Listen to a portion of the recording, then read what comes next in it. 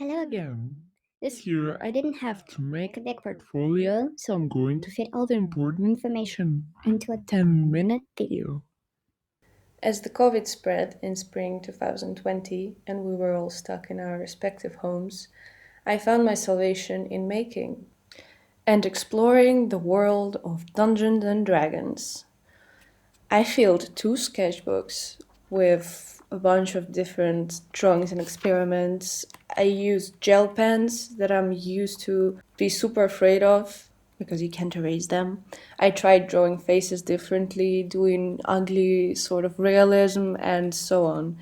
As for D&D, I made sure to take notes and make them cute and understandable, which reminded me how much I like to organize things and make them clear. Well, as clear as D&D can get. It's pretty confusing.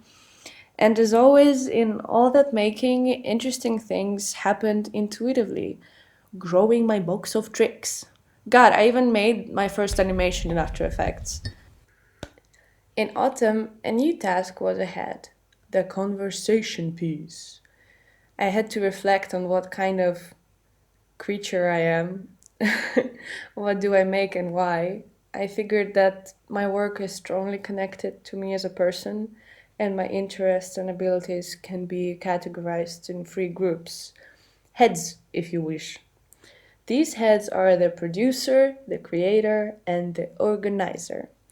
Working on this project, I found out that sometimes I tend to lean more into one of them, leaving something important behind. I'm learning to use the full capacity of the three heads, while remembering that I don't have to do it all alone, and sometimes four heads are better, aka collaborations. Later, I worked on the publication for the honors program. To start the project, I've used sound to speculate the outcome of my theory fiction piece. I played melodies, sieving them through another person's perception, it's hard to pronounce, putting the pieces together like a puzzle, until the picture appeared before me, my escape sequence. The process wasn't just a new intuitive way of working, but also a strong part of the concept as I wanted to mix into the making. I loved how we were encouraged to come up with a new narrative to explore our interest. I always try to avoid straight research, and this practice really allowed me to do it in a way that was interesting and engaging. This autumn, it was also the time to look for internship and to reach out. I started sending emails and adding personalized illustration and the portfolio that I made earlier this summer. I took advice from a friend who said that Adobe Illustrator should definitely be a program that I am comfortable using. So I gave myself a crash course of it over a weekend to up my chances and expand my digital art page. As I approached more and more people, it became more comfortable, and I started reaching out for fun. I sent my work to small local publishers, and one of my drawings about the New Year's failure is being printed in a collective book. Now I am more sure about who I am and what I can offer. It really helped me be more aware of the context and be more involved in the field.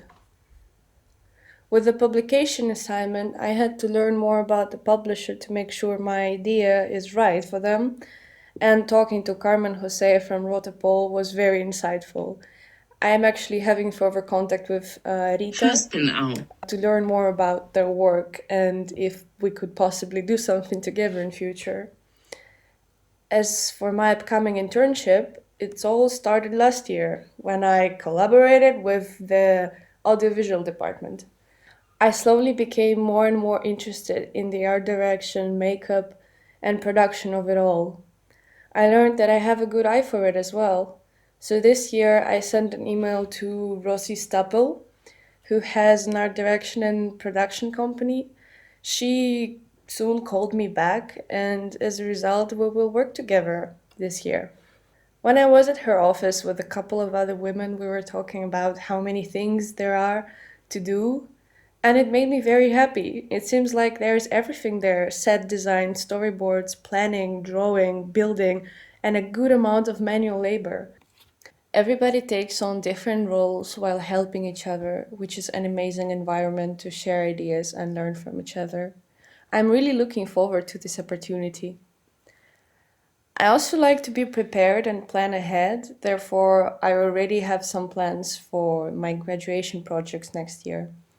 I want to build sort of a dream playroom, something to comfort my inner child. As long as I remember, I've always struggled with feeling cozy or feeling at home. I didn't feel that way in my homeland or on the sunny shores of Costa Rica. I'm always searching for a warm den to call home, and with my graduation project, I would like to manifest that place. Soft walls, secret doors, and comfort. Something to spark curiosity, something to feel safe and calm. I would like to connect my project with my practice, but I still wonder which path to take. While I truly enjoyed the honors program, I'm not sure if my idea would be a good fit for it. This past year definitely has brought some struggles, but overall, I feel more confident about where I stand and how to deal with the fast approaching future. Oh, I guess that's all we have. So now I'm all ears to your questions.